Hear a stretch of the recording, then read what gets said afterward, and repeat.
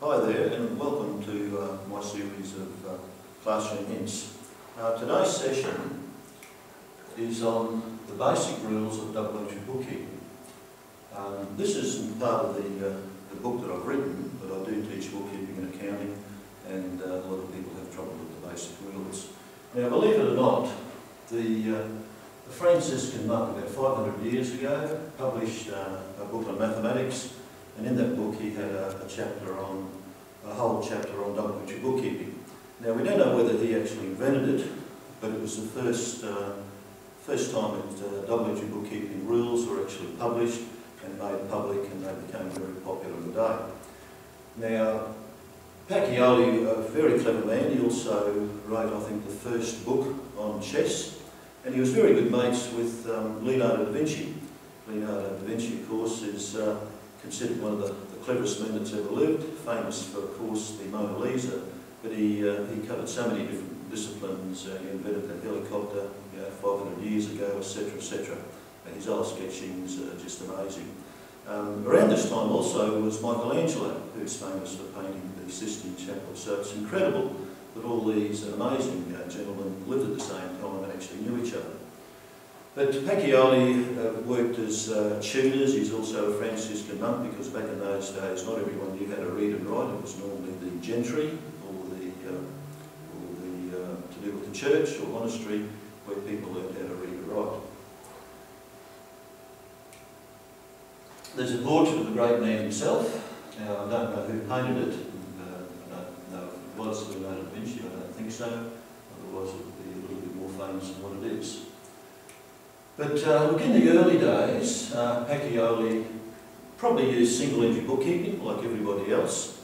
Now, single entry bookkeeping, many different methods of that. I mean, if a household, mum says, gee, we're not saving any money, let's try and do a budget or a family budget. Get a pad, normal school pad, in the front of the book. I'll pad right down all the money coming in, mum's wage, dad's wage, any other interest or whatever. Rent. Back in the book, write down all the expenses, house payments, groceries, school fees, rates, etc., etc. So that person has just invented their own method of single entry bookkeeping.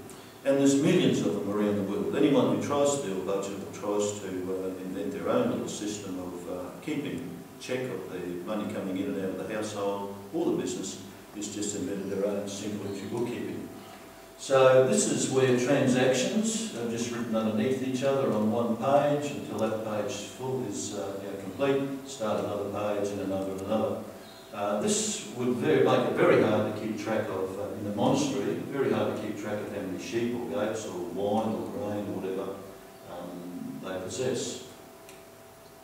So just an example of this. Everything was written on the one page. So bought sheep, sold boxes of fruit, flour, newborn lambs, cattle, goats, etc. Bought goats, killed sheep for rations, beer. There were also winemakers and beer makers, and this would go on and on.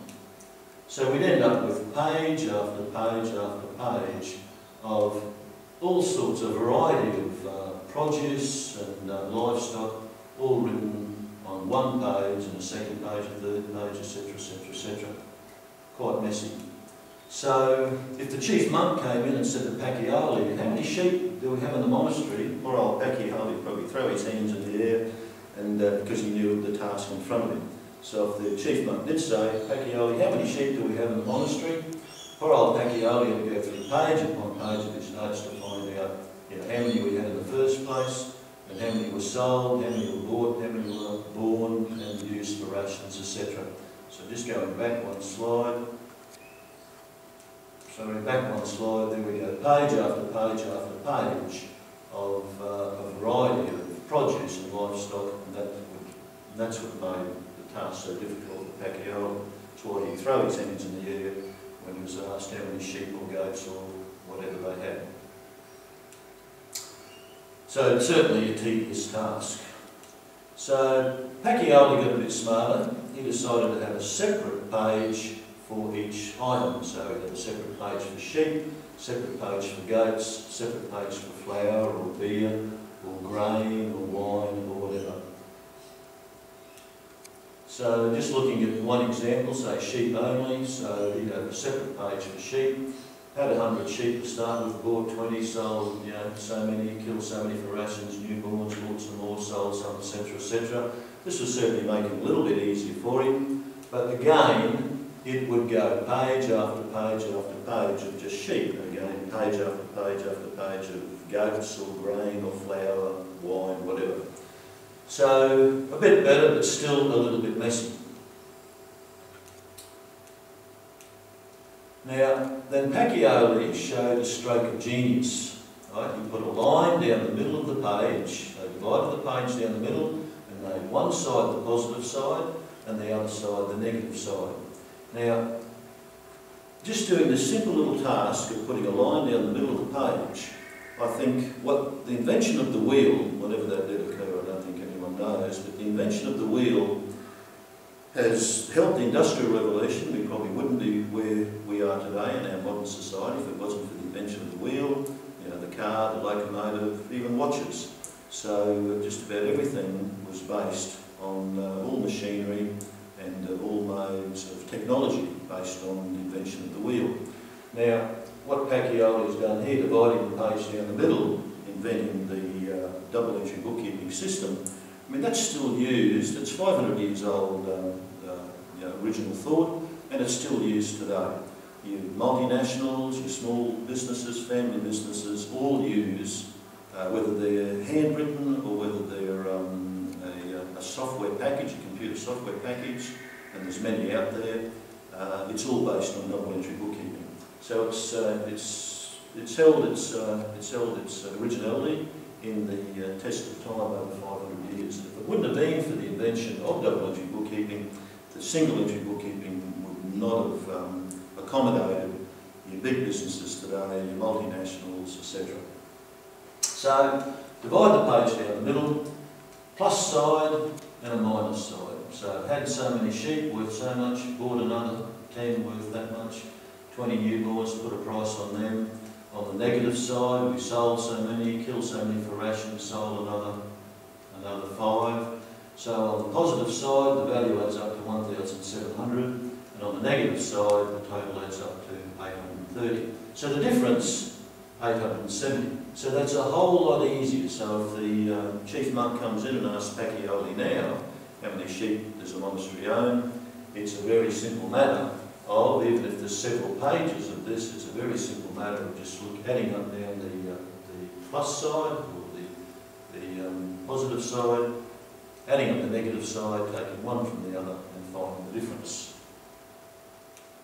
So as I said, this makes it a lot easier. So now Pacchioli has a system going.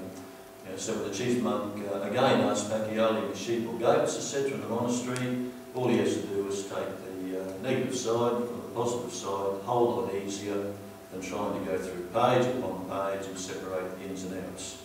So the difference between the two sides, a bookkeeping term, the difference between the two sides is called the balance. I mean, you might talk about the balance in your bank account, and people use it in general conversation, probably not realising that it is a bookkeeping term. So the word balance, just going back one slide, so now the difference here between the positive side and the negative side, we now know it's called the balance. Now with this, this new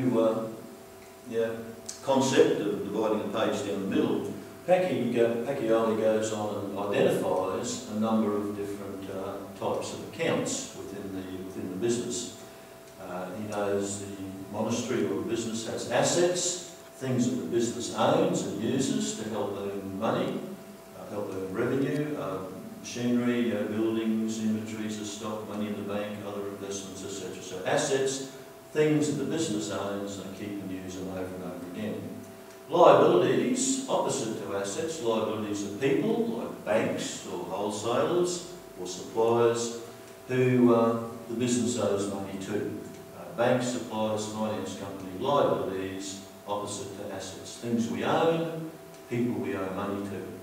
Now, owner's equity, people often talk about the equity in their own house. Now, the equity in your house would be how much of that house you own. So you may have a house worth $500,000, but you still owe 300,000 on it. Therefore, the difference between what you own and what you owe is your equity in your house, and you can borrow against that equity. But in business, the difference between assets and the liabilities is the owner's equity, and it's considered looked at as the owner's investment in the business, or the capital that he or she has injected into that business. So the owner's equity, just like at home, the owner's equity is equal to what you own minus what you owe gives you, in business, gives you your investment or the capital that you've injected in the business. Now, to run a business, you can't get away without having expenses, and that's money that the business has paid out to keep the business running, wages, a big item, of course, rent, insurance, electricity, telephone, on it goes. So expenses, money that's paid out. Revenue, of course, money that the business earns. It could be from sales, if it's a retail business, or fees, if it's a service business. It could be commission, like a real estate business, or interest that's earned on some money invested. So expenses, money paid out, revenue, money that the business earns. So Pacquioli's dilemma. So now he's split the page down the middle. He's got a left-hand side and he's got a right-hand side, but he has identified 5 different types of accounts. He knows that assets are opposite to liabilities, revenue is good, expenses are bad for the business, and capital is what the business is worth, or what the owner's investment in the business is worth. So he's got one piece of paper lined down the middle, but he has to accommodate the rules for 5 different types of accounts. His dilemma continued. 5 types of accounts, 2 sides only. How to show which is the positive side and which is the negative side for so many different types of accounts. They can't all be the same. Now, we're not sure how he did this. Maybe he, this last little dot point here, maybe he tossed a coin in the air and decided, righto, assets, I'll start with assets, things that I own, things that make me feel good. So what's the rules for assets? Toss the coin in the air, bring it down. It says, righto, from now on, assets, the left-hand side will be the positive side and the right-hand side will be the negative side. So once he's done this, so from now on, assets have debit balances. So tossing the coin in the air, or maybe he asked his friend Pacquioli which side to go with. But for what he's done now, split the page down the middle, assets, the debit side, or left-hand side, is the positive side, and the right-hand side is the credit side. So assets have debit balances. So solution. Now he starts to work on the solution for the working out the rules of double entry bookkeeping. So he calls the left-hand side the debit side, the right-hand side the credit side. DR is a little shortcut for debit, and CR is a little shortcut for credit. So let's look at an asset, maybe money in the bank. So from now on, he's tossed the coin and said assets have debit balances. So we start off with, say, 10,000 in the bank, deposit another 1,000 on the 5th, and later on we deposit another 500. But over on this side, whenever we withdraw money, it's now written on this negative side, or the credit side, withdraw 700, again withdraw 900. So at the end of the month, when we're looking for the balance, we look at the positive side, add it up, 11,500, add up the negative side, or the credit side, 1,600. So now we know the balance is 9,900. So assets have debit balances. To increase an asset, you write it on the debit side. To show that asset has decreased, you write it on the credit side. So reality check. We've just, what's happened so far? Pacquioli's divided the page down the middle. One side's the positive side, other side's the negative. And he's got 5 different types of accounts. They can't all be the same. So that's when I mentioned he tossed the coin in there and decided that assets will have the debit side or left side will be positive, and the right-hand side will be, credit side will be the negative, as he just did here. Positive side, assets, debit balances, positive side, negative side. Now, so the foundation stone has been set. So as soon as he says, right, assets have debit balances, that's the foundation stone. This is you have a foundation stone for a building, especially the old stone buildings that were built. He now has, from now on, assets have debit balances. To increase an asset, right on the debit side. To decrease it, you're right on the credit side. So now we're ready for step number 2. Liabilities are opposite to assets. Right? That is, they are not things that you own, but people or banks or suppliers who you owe money to. So liabilities, therefore, have a credit balance because they are opposite to assets. So if we have a loan from the bank, if we have an initial balance, we show that on the credit side. So for liabilities, this is the positive side because it's opposite to assets. So we start off with 100,000, borrow a little more, another 50,000. So overall, we borrowed the initial loan plus additional borrowing, 150. But then later on in the month, we're in a position to pay off 20,000. So that's the negative side for liabilities. So the difference here shows a balance of $130,000. So liabilities, opposite to assets. Liabilities, their positive side is the credit side, and their negative side is the debit side. Now, capital, that's the owner's investment in the business, is a special long-term liability. The business owes this money back to the owner when he or she finally decides to leave. So the owner might be in there for 10, 20, 30, 40 years, and finally they want to take their money out of the business. So that pool of money has been sitting there as the investment in the business, and they want it back. So they are a long-term liability. So the rules for the capital account, which is in the owner's section, is the same as liabilities. So initial balance, $250,000 invested in the business.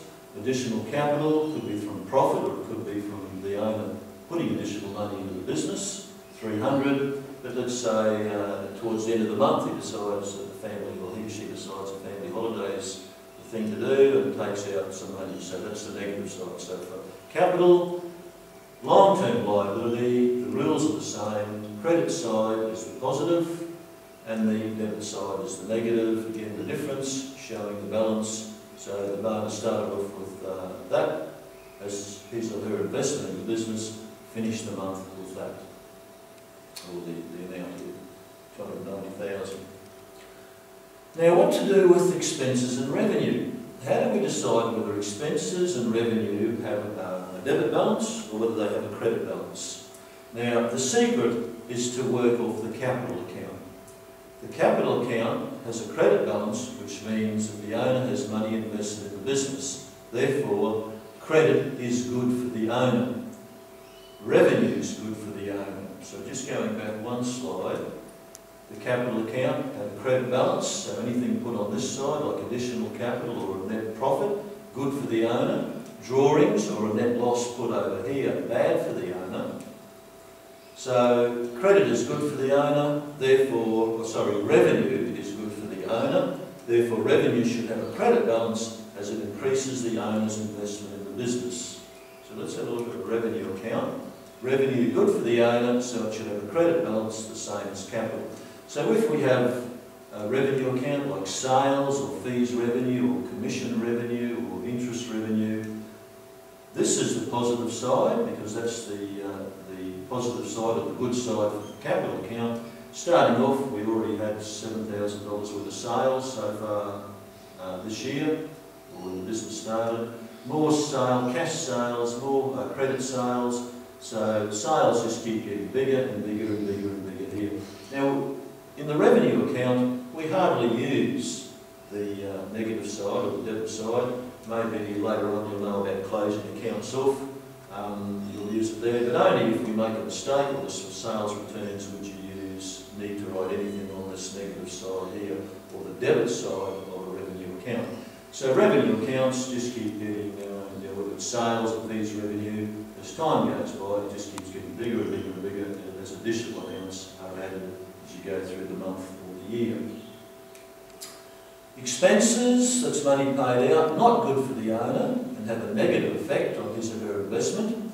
Therefore, expenses like wages or insurance or rent or interest paid. This is the positive side, so expenses have debit balances, starting off with 6,500 in wages, end of each week, pay wages, 7th, 14th, 21st, 28th, and on it would go until for the whole year there'd probably be 52 weeks in the year, so 52 entries for wages. And again, only when you're closing off the account, which you'll find out a little bit more later as you learn a bit more about double entry bookkeeping, or if you make a mistake and we need to take something out of that account. So this is the negative side, so expenses have debit balances. To increase the expense account, you write on the debit side.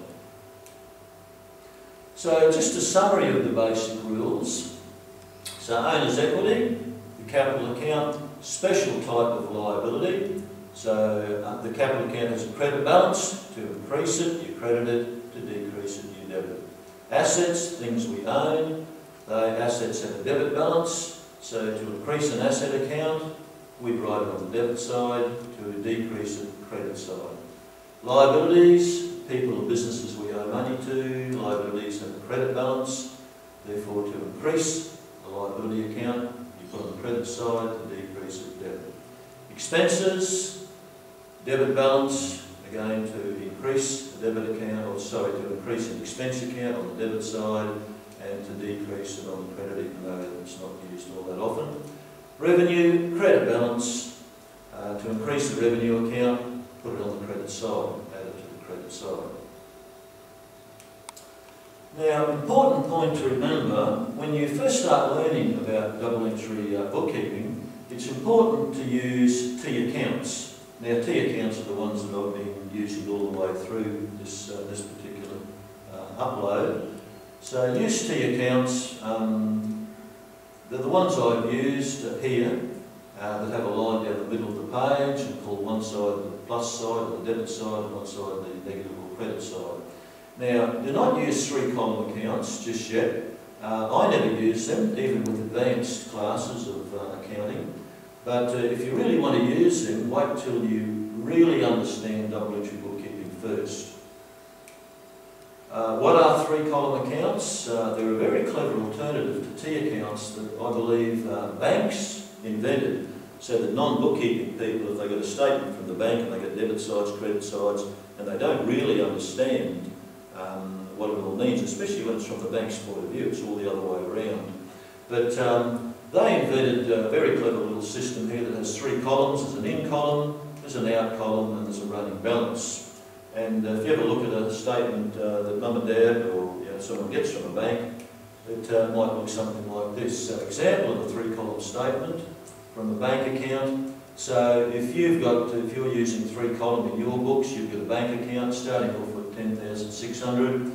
You bank, that's the positive column. You bank a little more, it's added on. You withdraw some money, it's in the negative column. You take it away, write out a cheque. Negative column, take it away, write out another cheque, negative column. So this is you might have started off with $1 million at the top of the statement, but the important amount is the running balance and what you've got left here. So note that the running balance is adjusted after each transaction. But as I said, I prefer to use T accounts rather than this one, because T accounts you can go back to your basic rules and work out your debit and your credit a lot easier. Look, I hope this presentation has helped with understanding the basic rules of double entry bookkeeping. If it has, you might like to visit my website, Mr. D's Classroom Hints. In that website there's information about the book. I've written a book, about a 200-page book, about study skills, exam skills, time management, all sorts of different things for parents and young people growing up. There's video links, so I've done other video uploads about how to get the best out of each lesson, punctuation, diet and nutrition, etc. And they might be worthwhile looking at. But certainly have a look at in the website, have a look at the contents page of the book. There's many chapters mentioned, and there might be something of interest to you. I've mentioned other useful websites to do with literacy, numeracy, bullying. As I said before, diet, nutrition, maybe if you're feeling down, where to get help. that sort of thing. So if it has helped, I mean, this particular upload on double entry bookkeeping is not in my book. It's just I teach bookkeeping and accounting, but I've uploaded that to help students. So this particular upload, there's no chapter on double entry bookkeeping in my book, but certainly lots of other things. So if it has been of any help, have a look, see if there's anything there for you. And so look, cheerio for now, and maybe see you in another upload. Thank you for watching.